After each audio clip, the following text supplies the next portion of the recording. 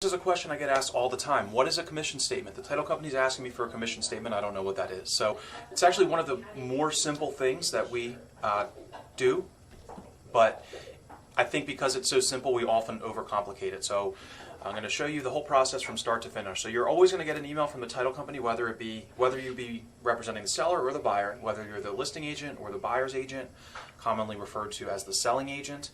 The email is going to look something like this. Might be a sentence, please send me a copy of your commission statement with any added fees. It might be a whole bunch of things that you need, but we're focusing here on the commission statement. So something like this on either side, no big deal. When you get this email, you're going to come into DocuSign. Get myself out of the way here. Come into your DocuSign transaction room like you've been in this whole deal. Go to Add Documents from DocuSign Forms. On the left-hand side, there's a Commission Statements folder already here. So then you just need to choose the one that reflects your deal. If you represent the buyer, you use the buyer one. If you represent the seller, you use the seller one. If you represent both sides, you use the both sides one. So we represent the buyer in this deal, so that's the one that I added. You click on the Commission Statement.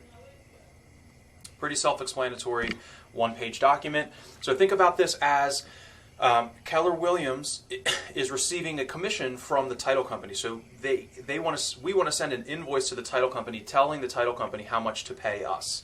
So it's from us, Keller Williams, it's to the buyer's title company, to their name, put the name of the title company, YHT, Foundation, City, whatever company the buyer's using.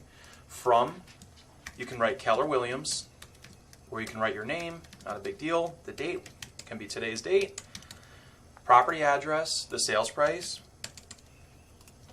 Now the commissions. So the commission for the listing broker, we can say obtain that amount from the listing agent, as you see here, because we don't represent the seller. So we don't know if the listing agent discounted the commission. We don't necessarily know that. A lot of times it's on the contract, but sometimes it's not. We don't really care. I mean, as much as it sucks when the listing agent does like an unequal split and they take 3% and give you 2.5% or something like that, unfortunately for all intents and purposes, it doesn't matter. It's not really our problem. We are the selling broker. That's the buyer's agent. The buyer's agent is often referred to as the selling broker. And we need to put our dollar amount for the commission here. So the way that you do this is you go and look at your contract on page 11. So pull up your contract and look at page 11. I recommend not going in Bright. Don't worry about what you did in Command. None of that matters. Bright we rely on, but we cannot take it as concrete. The contract is binding between buyer, seller, buyer's agent, listing agent. So this dollar amount on here is the amount that we need to use for our commission statement. So if this doesn't line up with what was in Bright or what you were expecting, if this dollar amount is different, if you thought it was supposed to be 3%, or you don't know what the minus 200 or they didn't do, you need to confirm that with the other agent prior to putting it on the commission statement, right? Because the other agent isn't going to see your commission statement.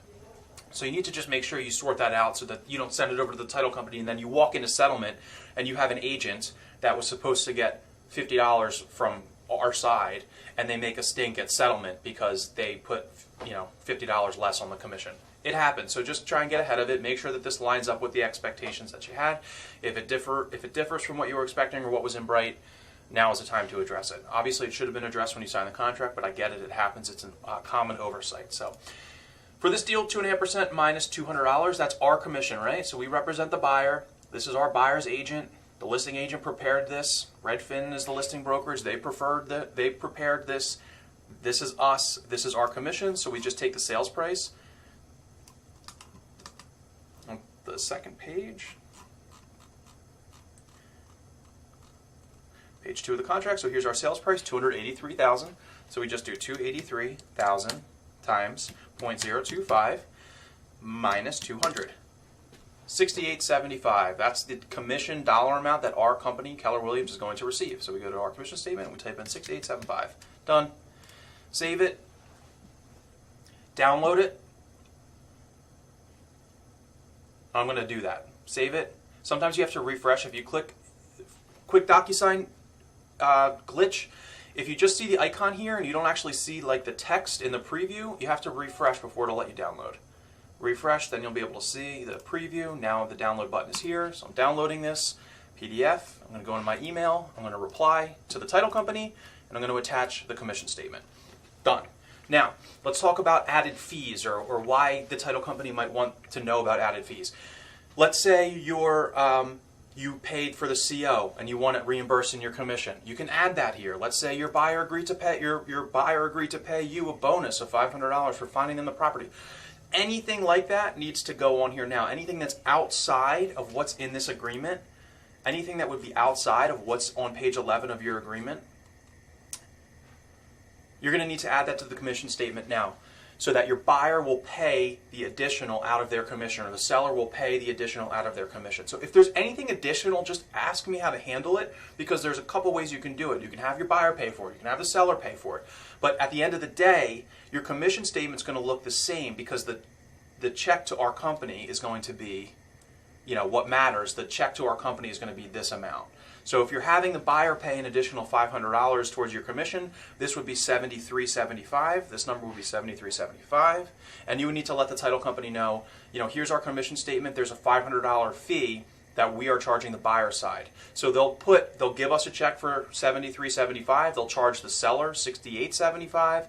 And they will charge the buyer $500 additional in their closing costs, and then they'll write Keller Williams one single check for $73.75. So I hope that makes sense. Normally it's for reimbursements, or maybe you were offered a 2% commission and your buyer offered to pay you another percent or something like that.